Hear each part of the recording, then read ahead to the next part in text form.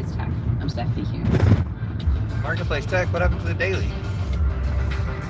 They just teased the daily. Marketplace Tech is supported by Which I kind of can't stand. Employee-owned and independent. Baird offers global financial advice focused solely on clients' needs. More information at bairdifference.com. Sounds like you're talking about the post-Trump Republican Party. So Meta's installing new tracking software on its U.S. employees' computers. Fuck Meta. The software will capture mouse movements, clicks, and keystrokes.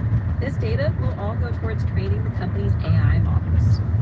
Meta said in a statement to us, quote, "If we're building agents to help people complete everyday tasks using computers, our models need a real example of how people actually use them." Train your replacements. In the background is that Meta is also reportedly planning to cut 10% of its workforce, about 8,000 employees. I talked about this with Anita Ramaswamy, columnist at The Information. I asked her if she thinks Meta employees are essentially training their robot replacements.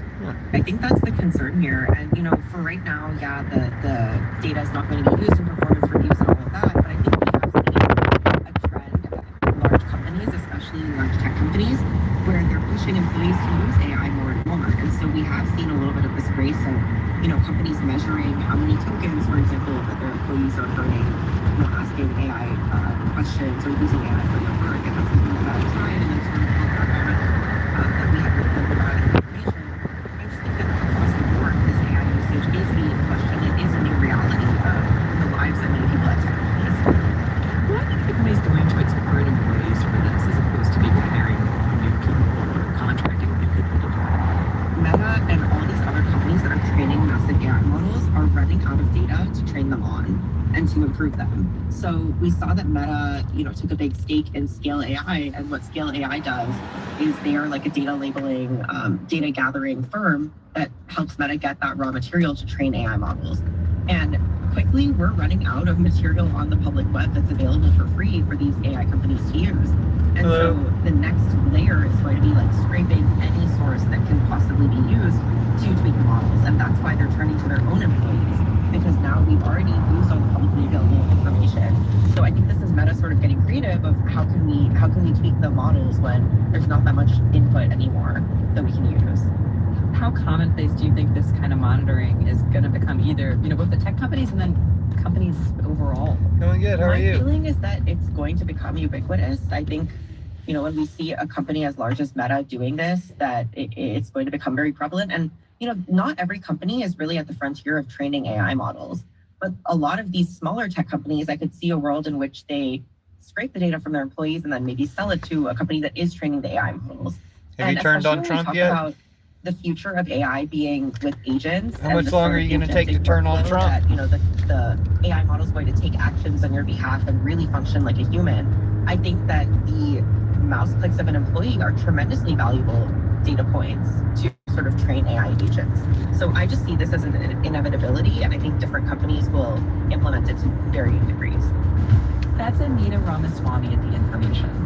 This conversation is part of our Tech Week in Review segment. You can find it on our website. Let's talk about this. marketplace.org/techbytes. Let's talk about the schism in the Republican Party, the infighting in MAGA. MAGA versus Trump Mutineers or whatever. Supervising producer Nancy Fargali is the Trump executive Mutineers producer. versus I'm Stephanie Hughes, and that's Marketplace Tech. other Trump Mutineers, honestly. They're all still Trump Mutineers. This is APM. Colorado Public Radio exists because you make it possible. The people who power Colorado think differently. community at cpr.org/radio community at cpr.org/radio the curtain. What's on TikTok these days? Trump ruined TikTok? Like he ruined everything?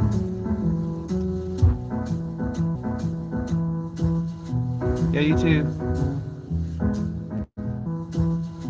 Yeah, you too. Are such. It's good to be back. It's really good to have you back. And this is a really bigger than usual welcome back because, just to explain, you have both been on leave for a few months, a joint leave you left together because you've been writing a book together about President Trump's second term. And what we want to talk to you about specifically is what you've uncovered in your reporting about how the president has been making decisions in the second term, his mindset, his process. on a variety of fronts, but most specifically, most urgently around Iran. So let us start there. We're at a really key moment when the original ceasefire has ended.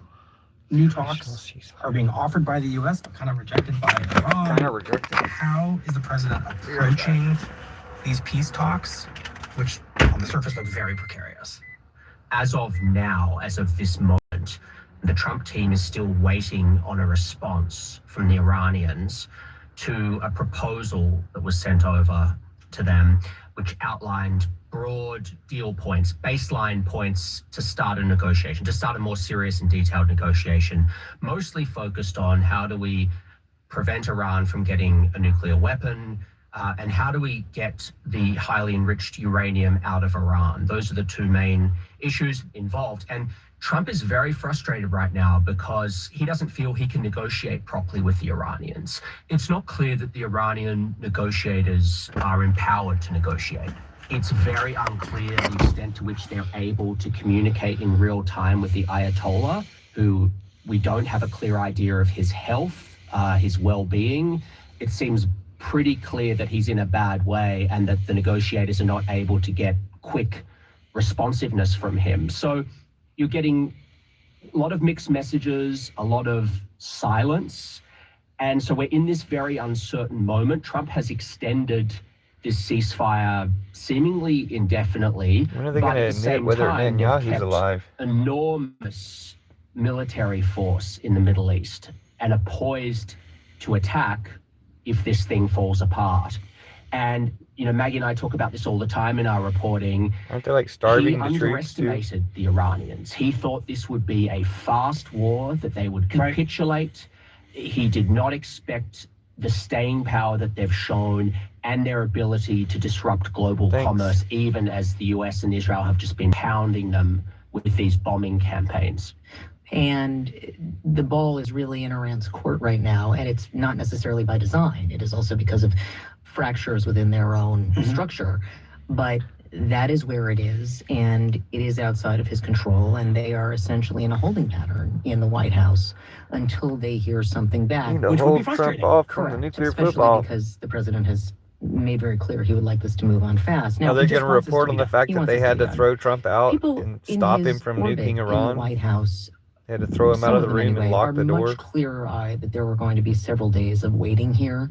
On the other hand, they've also been pretty clear, some of them anyway, that whatever came back, if they got something back that they considered halfway decent as a response, they would like to move forward, the U.S., because, again, to go back to the point, the president would like to be done with this. One of the other issues is, from the Iranian perspective, they've been in 2 rounds of negotiations with the United States and have been bombed during both times. So there's not a huge amount of trust going on when your leadership keeps getting killed when you're in conversation. So there is no trust here.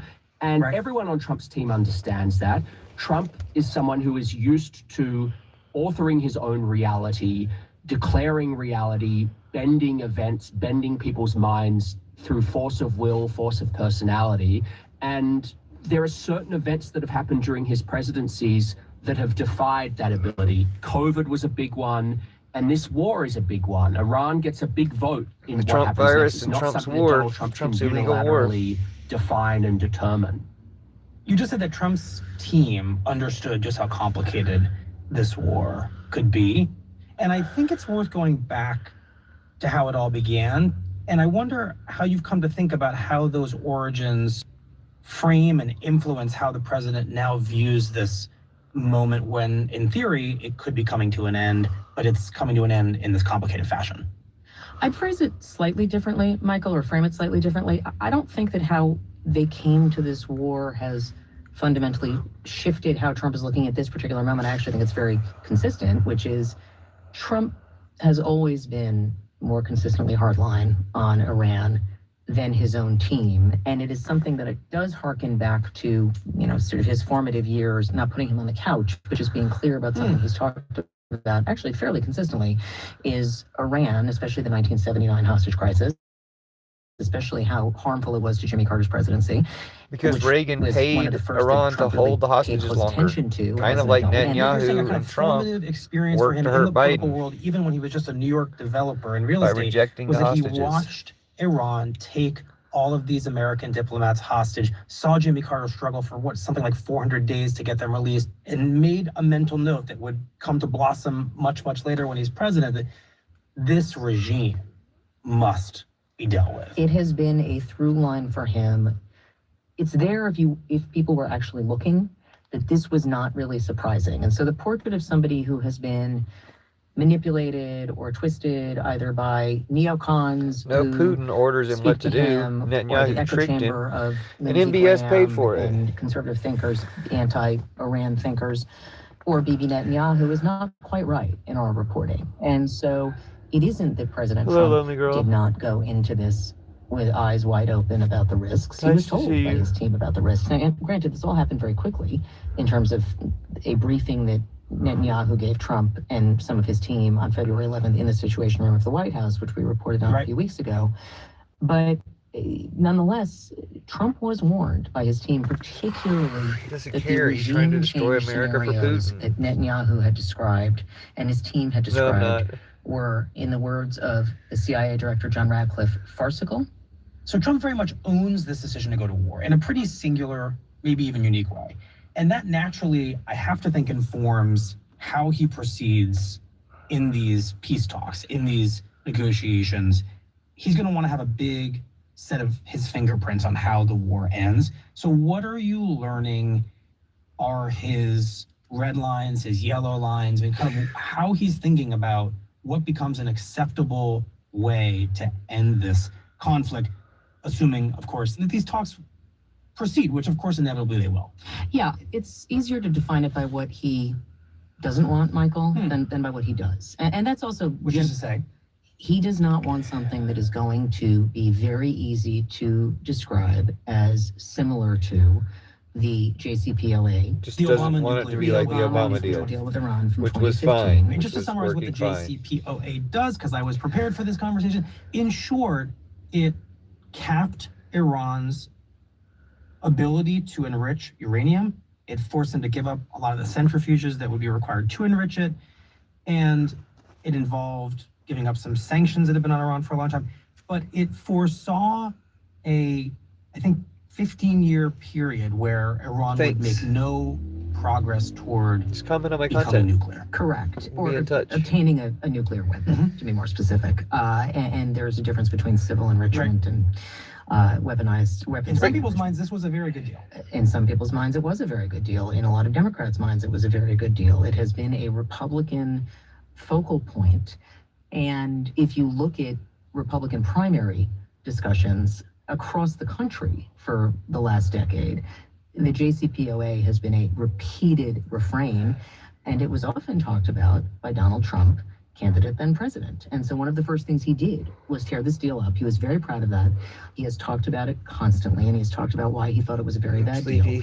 And throughout these conversations that Steve Witkoff, his main Mideast envoy, but I interlocutor, for lack of a better way of putting it, and there were various points where the levels, at least at one point publicly, were going to be the same as what was in the JCPOA. And that caused all kinds of alarms for Republicans on Capitol Hill and for people close to the White House. And so that's what the president knows he wants to avoid. Jonathan, is there a very real possibility that the best deal Trump's ever going to get from Iran, will not be he as might good not as like the it, but JCPOA? maybe all he's going to get is a deal that's going to look a heck of a lot like the deal he hates that Obama got? No, there's definitely a risk of that, but they're going to have to give a little because they didn't have a complete victory in this war, and Iran showed that they had leverage, that with very little technology, as the US was absolutely pounding them with bombing campaigns, they were able to shut down the Strait of Hormuz. And now they're in negotiations and they've got some cards. So there's going to have to be some give and take. The question for Trump is, how can the gives that we give be portrayed as superior to what Obama and co gave away in the JCPOA? I mean, if it was up to Trump, lie about it like you always do. He would be the president, the first one to deal with this problem in a permanent way, completely eliminate the program, have a new regime in. that's more friendly to the United States, but none of those things seem likely right now. So they're looking for what can we do in those two areas that will be seen as superior to what Obama managed to do. Right, and they You're might not be on the gonna get margins. that. Not You're only might stupid. be on the margins, but the reality is that the closer that we get to a midterm cycle, you are going to see more and more Okay. Republican senators want to look for some separation from this White House, and particularly for the more hawkish senators who have long been anti-Iran and very vocal about it, and anti the Obama nuclear deal. I think you're going to see more people be critical if there is an effort to essentially Critical of you know, peace. gussy up a version of the JCPOA. The person who is so far the least interested in thinking about the midterms and what that could mean for his presidency is President Trump. Oh, don't worry about it. Well, Maggie, that was very helpful because we are going to talk about see the end of implications Trumpism this soon. war for the midterms and all the things that the president is doing or We're not gonna end doing Trumpism that seem to be soon. setting I'm gonna up play his a key party role, so you're for welcome. potential trouble. Right after the break. But yeah, we're not gonna stick around for the We'll be break. right back. Michael Barr really annoys me. All right, see y'all later. The Nice to Daily meet is you. supported by Harper Edge, publisher of What to Make